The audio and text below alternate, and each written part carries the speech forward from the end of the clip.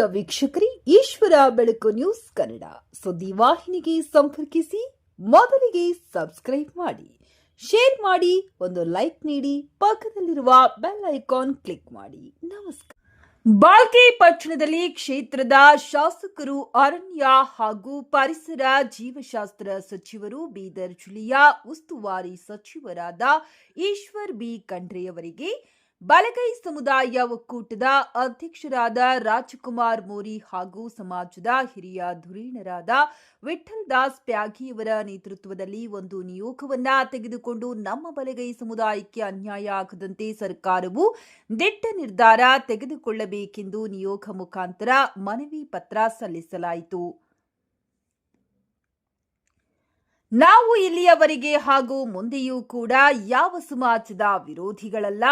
ನಾವು ಸದಾ ನಮ್ಮ ಜೊತೆ ತೆಗೆದುಕೊಂಡು ಹೋಗಿದ್ದೇವೆ. ನಮ್ಮನ್ನ ಹಾಗೂ ನಮ್ಮ ಸಮಾಜದ ರಾಜಕಾರಣಿಗಳಿಗೂ, ಶಾಸಕರಿಗೂ, ಸಚಿವರಿಗೂ ಅವಮಾನಿಸುತ್ತಿರುವುದು ಮತ್ತು ಬೈಯುತ್ತಿರುವುದು ಆ ಮನುವಾದಿಗಳು ಮತ್ತು ಬಹಳ ದೊಡ್ಡ ಷಡ್ಯಂತರ ಮಾಡುತ್ತಿದ್ದಾರೆ ಎಂದು ನಾವು ಇದರ ಬಗ್ಗೆ ಖಂಡಿಸುತ್ತೇವೆ ಎಂದು ಸಮಾಜದ ಹಿರಿಯ ಧುರೀಣರು, ಮುಖಂಡರಾದ ವಿಠಲ್ ದಾಸ್ ಪ್ಯಾಗಿ, ವಿಜಯ್ ಕುಮಾರ್ ಗಾಯಕ್ವಾಡ್, ವಿಶ್ವನಾಥ್ ಮೋರಿ, ಕಲ್ಲಪ್ಪ ಇಸ್ಲಾಂಪುರ, ಪ್ರಕಾಶ್ ಬಾವಿಕಟ್ಟೆ, ವಿಲಾಸ್ ಇ ಮೋರಿ ಇನ್ನಿತರರು ಸೇರಿಕೊಂಡು ಸಚಿವರಿಗೆ ಮನವಿ ಪತ್ರ ಸಲ್ಲಿಸುವ ಮುಖಾಂತರ ತನ್ನ ವಿಚಾರಗಳನ್ನ ಮಂಡಿಸಿದರು.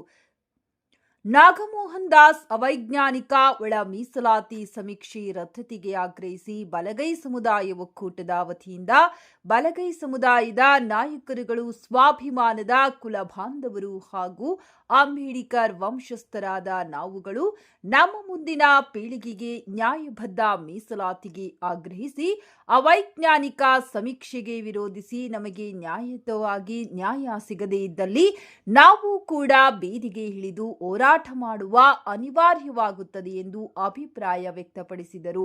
ವಿಠಲ್ ದಾಸ್ ಪ್ಯಾಗಿಯವರು ನಮ್ಮ ಬೀದರ್ ಜಿಲ್ಲೆಯ ಬಾಲ್ಕಿ ತಾಲೂಕಿನ ಎಲ್ಲಾ ಬಲಗೈ ಬಾಂಧವರು ನಾಗಮೋಹನ್ ದಾಸ್ ವರದಿಯನ್ನ ಖಂಡಿಸಿದರು. ಮಾನ್ಯ ಸಚಿವರು ಒಳ ಮೀಸಲಾತಿ ಬಗ್ಗೆ ನಮ್ಮ ಸರ್ಕಾರ ಸೂಕ್ಷ್ಮ ರೀತಿ ಯಾರಿಗೆ ಅನ್ಯಾಯ ಆಗದಂತೆ ನಾವು ನ್ಯಾಯ ಕೊಡಿಸುತ್ತೇವೆ ಎಂದು ತಿಳಿಸಿದರು. ಸರ್ಕಾರಕ್ಕೆ ಕಣ್ಣು ತೆರೆಸೋಣ, ನ್ಯಾಯ ಪಡೆದುಕೊಳ್ಳೋಣ, ಜೈ ಭೀಮ್, ಜೈ ಸಂವಿಧಾನ ಅನ್ನುತ್ತೇವೆ. ಪ್ರಮುಖರಾದ ಶಿವರಾಜ್ ಮೋರಿ, ಸಂಜು ಕುಮಾರ್ ಬಾವಿಕಟ್ಟೆ, ಜಗನ್ನಾಥ್ ಗಾಯಕ್ವಾಡ್, ಸುರೇಶ್ ಮೋರಿ, ವಿಜಯ್ ಕುಮಾರ್ ಮೋರಿ, ರಾಜಕುಮಾರ್ ಕೊಟ್ಟಿಗೇರ, ಶಿವಕುಮಾರ್ ಮೋರಿ, ರಾಹುಲ್ ಬೌದಿ, ರಾಜಕುಮಾರ್ ಬಾಟಸಂಗಿ, ಜೈಪಾಲ್ ಬೋರಳೆ, ಮಾಂತೇಶ್ ವಜ್ರೆ, ಸುರೇಶ್ ನಾವದಗಿ, ವಿಶ್ವಜಿತ್ ಬೋರ್ಡೆ ಇನ್ನಿತರರು ಉಪಸ್ಥಿತರಿದ್ದರು. ವರದಿ ಸತೀಶ್ ಕುಮಾರ್. ಎಲ್ಲರಿಗೆ ನಮಸ್ಕಾರಗಳು. ನಮ್ಮ ಸರ್ಕಾರ ಸಾಮಾಜಿಕ ನ್ಯಾಯದ ಪರ ಇರುವಂಥ ಒಂದು ಸರ್ಕಾರ. ಬುದ್ಧ ಬಸವ ಅಂಬೇಡ್ಕರ್ ಅವರ ತತ್ವಾದರ್ಶಗಳನ್ನು ಅಳವಡಿಸಿಕೊಂಡು ಅನೇಕ ಜನಪರ ಕಾರ್ಯಕ್ರಮಗಳನ್ನು ಜಾರಿಗೆ ತಂದಂಥ ಸರ್ಕಾರ ದೇಶದಲ್ಲಿ ಯಾವುದಾದ್ರೂ ಇದ್ದರೆ ಅದು ಕಾಂಗ್ರೆಸ್ ಸರ್ಕಾರ ಇದೆ, ನಮ್ಮ ಸರ್ಕಾರ. ಹೀಗಾಗಿ ಇವತ್ತು ಏನು ಒಳ ಮೀಸಲಾತಿಯ ಗೊಂದಲ ಇದೆ, ಗೊಂದಲ ನಿವಾರಣೆ ಮಾಡಲಿಕ್ಕೆ ಭಾಳಷ್ಟು ಪ್ರಯತ್ನ ನಡೀತಾ ಇದೆ, ಶ್ರಮ ಮಾಡ್ತಾ ಇದೆ. ಮತ್ತು ಜನಸಂಖ್ಯೆ ಆಧಾರದ ಮೇಲೆ ಮೀಸಲಾತಿ ಸಿಗಬೇಕು ಅಂತ 17% ಪರಿಶಿಷ್ಟ ಜಾತಿಗೆ, 7% ಪರಿಶಿಷ್ಟ ಪಂಗಡಿಗೆ ನಾವು ಮೀಸಲಾತಿ ಕೊಡಬೇಕು ಅಂತ ತೀರ್ಮಾನ ಮಾಡಿದಂಥ ಸಂದರ್ಭದಲ್ಲಿ ಕೋರ್ಟಲ್ಲಿ ಹೋಗಿ ಕೋರ್ಟಿಂದ ಒಂದು ತಡೆಯಾಜ್ಞೆ ಆಗಿ 50% ಮೀರಬಾರ್ದು ಅಂತ ಹೇಳಿ ಹಿಂದಿನ ಮೀಸಲಾತಿ ಅನುಪಾತ ಏನಿದೆ ಅದನ್ನೇ ಮುಂದುವರಿಸಬೇಕು ಅನ್ನೋಂಥದ್ದು ಇವತ್ತು ಸರ್ಕಾರ ಎಲ್ಲರ ಹಿತದೃಷ್ಟಿಯಿಂದ ತೆಗೆದುಕೊಂಡು ಹೋಗಿದ್ದಂಥ ಒಂದು ತೀರ್ಮಾನ. 2,80,000 ಹುದ್ದೆಗಳು ಖಾಲಿ ಇದೆ. ಈ ಹುದ್ದೆಗಳು ಖಾಲಿ ಇರೋದರಿಂದ ಸುಮಾರು 2.5 ವರ್ಷದಿಂದ ಇವತ್ತು ಅನೇಕ ಜನ ನಿರುದ್ಯೋಗಿ ಯುವಕರು ಉದ್ಯೋಗದಿಂದ ವಂಚಿತರಾಗಿದ್ದಾರೆ. ಹೀಗಾಗಿ ಈ ಸಮಸ್ಯೆ ಭಾಳಷ್ಟೆಲ್ಲ ಸಚಿವ ಸಂಪುಟದಲ್ಲಿ ಚರ್ಚೆ ಆಗಿದೆ. ನಾವೆಲ್ಲ ಎಲ್ಲರಿಗೆ ಎಚ್ಚರಿಕೆ ಕೊಟ್ಟಿದ್ದೇವೆ, ನಮ್ಮಲ್ಲೇ ಭಿನ್ನಾಭಿಪ್ರಾಯ ಬರಬಾರ್ದು. ಎಲ್ಲರೂ ಗೌರವಯುತವಾಗಿ ತಮ್ಮ ಅನಿಸಿಕೆ, ತಮ್ಮ ಬೇಡಿಕೆ ಏನಿದೆ ಶಾಂತಿಯುತವಾಗಿ, ಯಾರಿಗೂ ಯಾರ ಮನಸ್ಸು ಅದಕ್ಕೆ ಅವರಿಗೆ ನೋವು ಮಾಡದೆ, ಯಾರ ಬಗ್ಗೆನೂ ಇವತ್ತು ಅವಾಚ್ಯ ಶಬ್ದಗಳನ್ನು ಉಪಯೋಗ ಮಾಡದೆ, ಇಂಥ ಘಟನೆಗಳನ್ನು ಮತ್ತೆ ಮಾಡದ ರೀತಿಯಲ್ಲಿ ನಡಿಬೇಕು ಅಂತೇಳಿ ಹೇಳಿ ಇವತ್ತು ನಾವು ಈಗಾಗಲೇ ಸೂಚನೆಯನ್ನು ಕೊಟ್ಟಿದ್ದೇವೆ. ಯಾರು ನಮ್ಮ ಸಚಿವ ಸಂಪುಟದ ಸಹೋದ್ಯೋಗಿಗಳ ಬಗ್ಗೆ ಇವತ್ತು ಅವರು ಅಪಮಾನ ಮಾಡಿದಂಥದ್ದು, ಅವಮಾನ ಮಾಡಿದಂಥದ್ದು, ಇದಕ್ಕೆಲ್ಲ ನಾವು ಈಗಾಗಲೇ ಖಂಡಿಸಿದ್ದೇವೆ, ಎಚ್ಚರಿಕೆಯನ್ನು ಕೊಟ್ಟಿದ್ದೇವೆ. ಮಾನ್ಯ ಮುಖ್ಯಮಂತ್ರಿಗಳು ಹೇಳಿದ್ದಾರೆ, ನಾವೆಲ್ಲ ಸಚಿವರು ನಮ್ಮ ಅಭಿಪ್ರಾಯವನ್ನು ವ್ಯಕ್ತಪಡಿಸಿದ್ದೇವೆ. 27ನೇ ತಾರೀಕಿಗೆ ಈ ವಿಷಯದ ಬಗ್ಗೆ ಸಚಿವ ಸಂಪುಟದಲ್ಲಿ ಒಂದು ಅಂತಿಮವಾದಂಥ ಒಂದು ತೀರ್ಮಾನ ತೆಗೆದುಕೊಳ್ಳುವವರಿದ್ದಾರೆ.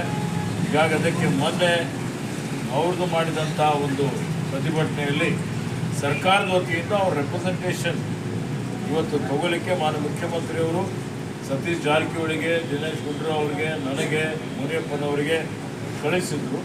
ಅವಾಗ ಹೋಗಿದ್ದಾಗೂ ಅವ್ರು ಸರ್ಕಾರದ ವಿರುದ್ಧ ಘೋಷಣೆ ಮಾಡ್ತಾ ಇರತಕ್ಕಂಥ ಸಂದರ್ಭದಲ್ಲಿ ನಾವೆಲ್ಲ ಅವರಿಗೆ ಸೂಚನೆಯನ್ನು ಕೊಟ್ಟಿದ್ದೇವೆ.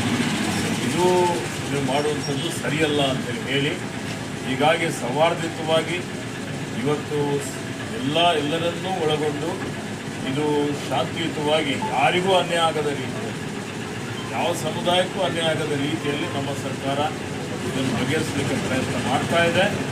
ಮತ್ತು ನ್ಯಾಯಕ್ಕಾಗಿ ಎಲ್ಲರ ಪರವಾಗಿ ಇವತ್ತು ನಾವು ಸಾಮಾಜಿಕ ನ್ಯಾಯ ಸಮಾಜದಲ್ಲಿರುವಂಥ ಕಟ್ಟಕಡೆ ವ್ಯಕ್ತಿಗೆ ಸಿಗಬೇಕು ಅನ್ನೋಂಥದ್ದೇ ಬಾಬಾ ಸಾಹೇಬ್ ಅಂಬೇಡ್ಕರ್ ಅವರ ವಿಚಾರ. ಹೀಗಾಗಿ ಅದನ್ನು ಜಾರಿಗೆ ಮಾಡಲಿಕ್ಕೆ ಏನು ಪರಿಶ್ರಮ ಮಾಡಬೇಕಾಗಿದೆ, ಏನು ಶಕ್ತಿ ಕೊಡಬೇಕಾಗಿದೆ ಅದು ನಾವು ಮಾಡ್ತೀವಿ ಅನ್ನುವಂಥ ಮಾತನ್ನು ತಮ್ಮೆಲ್ಲರಿಗೆ ಹೇಳಿ, ಇವತ್ತು ನೀವೆಲ್ಲ ಬೆಂಗಳೂರಿಗೆ ಹೋಗ್ತಾ ಇದ್ದೀನಿ, ಸುರಕ್ಷಿತವಾಗಿ ಹೋಗ್ಬರ್ರಿ ಅಂತ ಹೇಳಿ ನಿಮಗೆ ಶುಭವನ್ನು ಹಾರೈಸುತ್ತೇನೆ.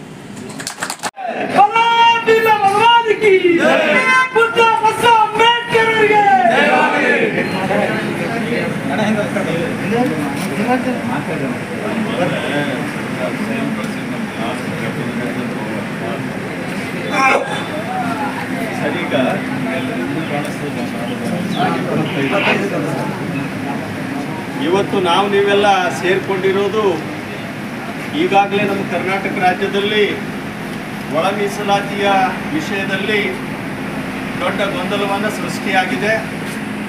ಅದರಲ್ಲಿ ವಿಶೇಷವಾಗಿ ಉದ್ದೇಶಪೂರ್ವಕವಾಗಿ ಹೊಲೆಯ ಸಮಾಜವನ್ನು ಅವ್ರ ಮೇಲೆ ಅಪವಾದ ಮಾಡ್ತಾ ಇದ್ದಾರೆ. ಮಾದಿಗ ಸಮಾಜದ ಎಲ್ಲ ಹಕ್ಕುಗಳನ್ನು ಹೊಲೆಯ ಸಮಾಜದವರು ಸಂವಿಧಾನ ಜಾರಿ ಆದಾಗಿನಿಂದ ಅವರೇ ತಿಂತಾ ಇದ್ದಾರೆ ಅನ್ನೋದು ತಪ್ಪು ಮಾಹಿತಿಯನ್ನು ಸಮಾಜದಲ್ಲಿ ಹರಡುವುದರ ಮುಖಾಂತರ ಅಷ್ಟೇ ಅಲ್ಲ, ಮುಂದುವರೆದು ಎಲ್ಲ ಪ್ರತಿಭಟನೆಗಳಲ್ಲಿ ನಮ್ಮ ಸಚಿವರುಗಳಾಗಿರ್ತಕ್ಕಂಥ ಡಾಕ್ಟರ್ ಎಸ್ ಸಿ ಮಹದೇವಪ್ಪನವರಿಗೆ, ಗೃಹ ಮಂತ್ರಿಗಳಾಗಿರ್ತಕ್ಕಂಥ ಡಾಕ್ಟರ್ ಪರಮೇಶ್ವರ್ ಅವರಿಗೆ, ನಮ್ಮ ಭಾರತೀಯ ಕಾಂಗ್ರೆಸ್ನ ರಾಷ್ಟ್ರೀಯ ಅಧ್ಯಕ್ಷರಾಗಿರ್ತಕ್ಕಂಥ ಸನ್ಮಾನ್ಯ ಶ್ರೀ ಮಲ್ಲಿಕಾರ್ಜುನ್ ಖರ್ಗೆ ಅವರಿಗೆ, ನಮ್ಮ ರಾಜ್ಯದ ಸಚಿವರಾಗಿರ್ತಕ್ಕಂಥ ಶ್ರೀ ಸನ್ಮಾನ್ಯ ಪ್ರಿಯಾಂಕ್ ಖರ್ಗೆ ಅವರಿಗೆ ಉದ್ದೇಶಪೂರ್ವಕವಾಗಿ ಒಳ ಮೀಸಲಾತಿಯಲ್ಲಿ ಇವರೇ ದಾರಿ ತಪ್ಪಿಸ್ತಾ ಇದ್ದಾರೆ ಅಂತ ರಾಜ್ಯ ಮಟ್ಟದಲ್ಲಿ ಅವ್ರ ಮೇಲೆ ಪದೇ ಪದೇ ಅಪಾದನೆ ಮಾಡೋದಷ್ಟೇ ಅಲ್ಲ, ಅವರ ಫೋಟೋಗಳಿಗೆ ಚಪ್ಪಲಿಯಿಂದ ಹೊಡೆಯೋದು, ಬೂಟಿನಿಂದ ಹೊಡೆಯೋದ್ರ ಮುಖಾಂತರ ಅಪಮಾನ ಮಾಡ್ತಾ ಇರೋದು ನಾವು ಬಲಗೈನವರು ಇವತ್ತು ಉಗ್ರವಾಗಿ ಖಂಡಿಸ್ತೇವೆ. ಯಾಕೆ ಈ ಮಾತನ್ನು ಈ ಸಂದರ್ಭದಲ್ಲಿ ಹೇಳೋದು ಜರೂರಿಯಾಗಿದೆ ಅಂತಂದ್ರೆ, ಸಂವಿಧಾನ ಜಾರಿಯಾದಾಗಿನಿಂದ ಸಂವಿಧಾನಾತ್ಮಕವಾಗಿರ್ತಕ್ಕಂಥ ಹಕ್ಕುಗಳು ಏನಿವೆ ಅಂದರೆ ಎಲ್ಲರಿಗೆ ಮುಕ್ತವಾಗಿರ್ತಕ್ಕಂಥ ಅವಕಾಶ ಇದೆ. ಯಾರು ಯಾರ ಹಕ್ಕನ್ನ ಹೊಡೆದು ತಿನ್ನೋದಕ್ಕೆ ಯಾವುದೇ ರೀತಿಯ ಅವಕಾಶ ಇಲ್ಲ. ಸ್ವಾತಂತ್ರ್ಯದ ಪೂರ್ವದಲ್ಲಿ ಈ ದೇಶದಲ್ಲಿ ಉಚ್ಚವರ್ಣೀಯರು ಕೆಳಜಾತಿಯವರಿಗೆ ಯಾವುದೇ ಹಕ್ಕುಗಳನ್ನು ಕೊಡ್ತಾ ಇರಲಿಲ್ಲ. ಅಂಥ ವ್ಯವಸ್ಥೆ, ಸಾಮಾಜಿಕ ವ್ಯವಸ್ಥೆ ಅಥವಾ ಅಂದಿನ ಕಾನೂನು ಆ ರೀತಿಯಾಗಿತ್ತು. ಉದಾಹರಣೆಗೆ ರೋಡಿನ ಮೇಲೆ ನಡಿಲಿಕ್ಕೆ ಅವಕಾಶ ಇರಲಿಲ್ಲ,